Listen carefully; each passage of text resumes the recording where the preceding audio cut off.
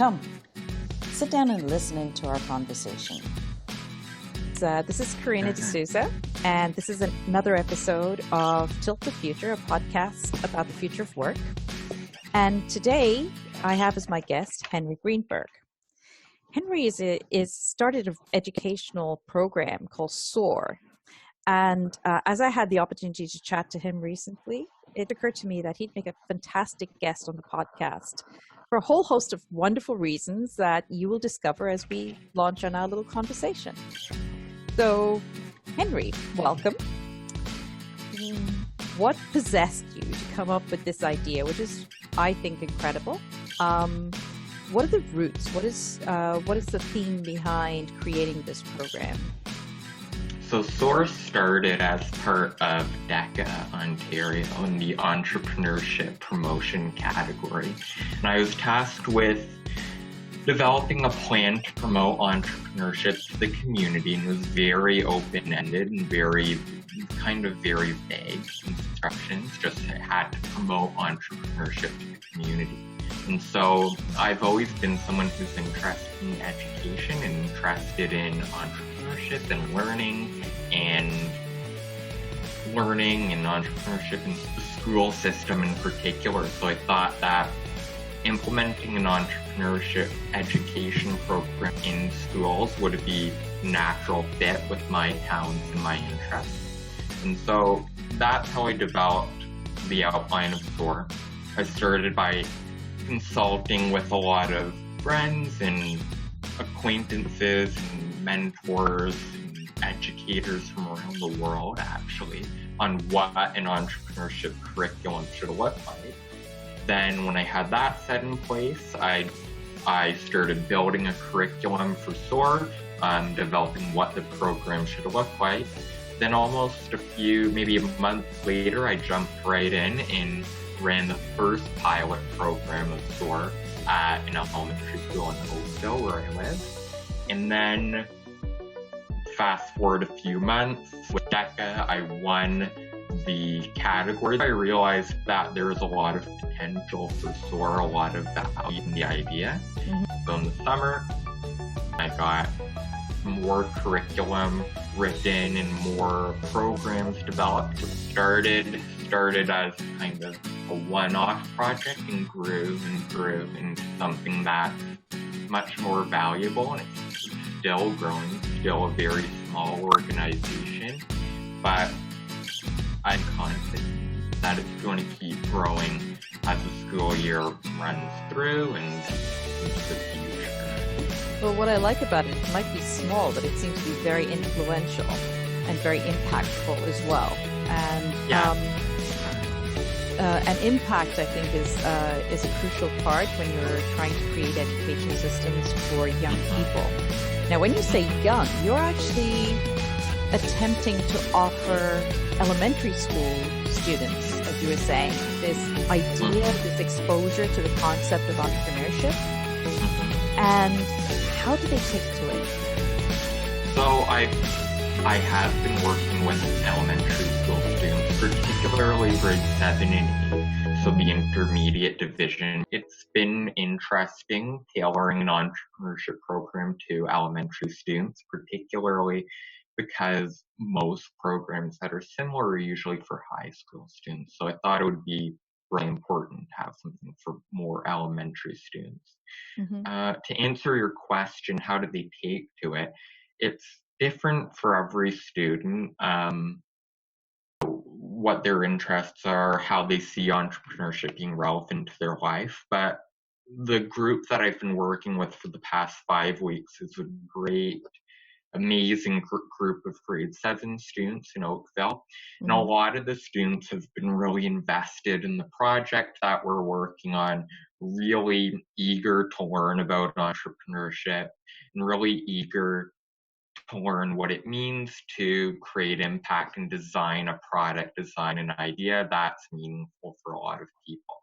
Mm-hmm. And so when I do my work, I try to connect with at least one student and get one student excited and engaged about the work that I'm doing. I know obviously it will be hard to reach every single student, and I'm not expecting to. But if I get just one student excited and engaged, then I'm happy with that. And that's what I've experienced in my latest program, is that a lot of the students have been really, really energetic about it and working on the task on the weekends and working on it after school. So that shows that it's meaning something. Yeah. So, as you know, when I talk about the future of work, EQ skills are top of mind to me, Yes.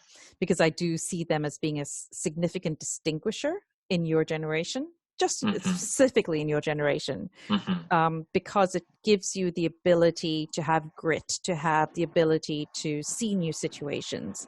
And as you say, entrepreneurship may not be for everybody, but the skills that they're exposed to, like the critical thinking skills and that space to come up with different ideas, I see that as an incredibly transferable skill, no matter what they choose to do going forward, right? So, and I'd expect that confidence and presentation skills and networking and research, and I'm sure you can give me an even longer list, correct? Yes, it's all of those skills come into play with the work that I do.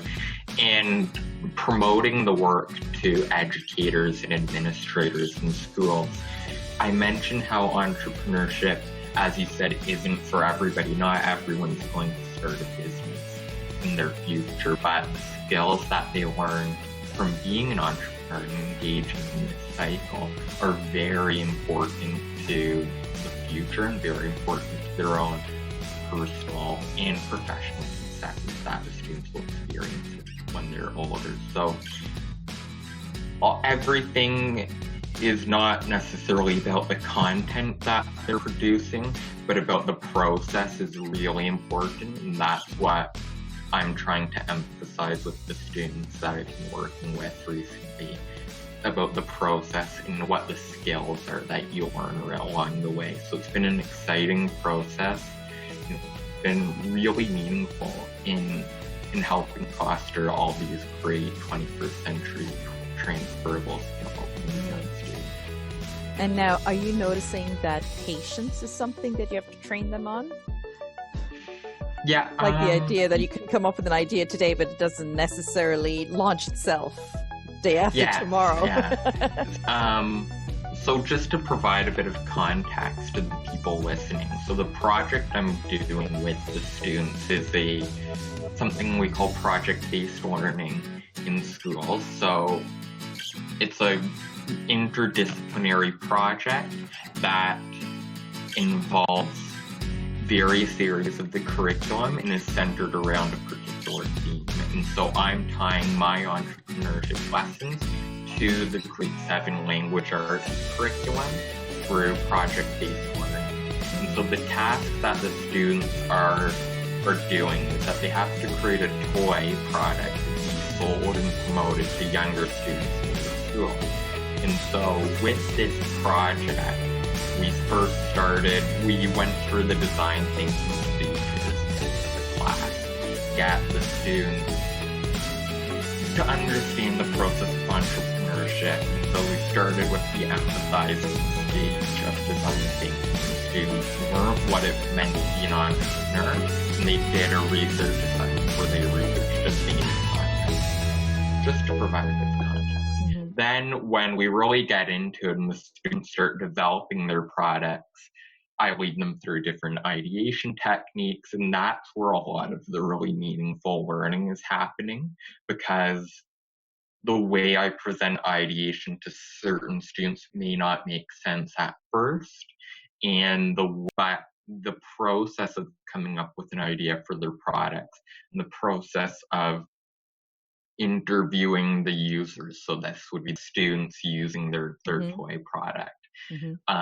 That's where I can see some frustration coming out in the students, and that's where the classroom teacher that I'm working with, that the students need to learn how to be patient and how to understand that good ideas don't come out of thin air, and it takes a lot of creativity and a lot of thinking outside of the box to make create valuable and unique ideas. And I'm noticing that students start to appreciate that.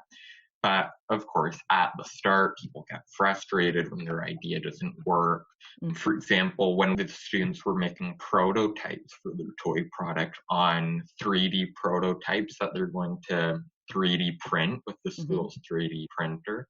And so that's part of the entrepreneurship lesson, and part of the design thinking lesson is prototyping, and that's an important part of the design process. And I've noticed that students really get stuck on making sure their prototype looks perfect, making sure just the thing that they're using as a rough sketch, just that looks perfect, and that's a perfect idea. So we really have to try to teach students that things rarely are perfect at first.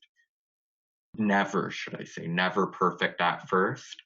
And if you learn from the feedback you get when prototyping and learn from your peers, that's when you can improve the process, what you're making. And so students got discouraged when they weren't happy with their first prototype, but after they got feedback and engaged in a really authentic feedback cycle, we could encourage students to make improvements, and then they'd start to realize how creating meaningful ideas and meaningful products is a process, and it's a long process.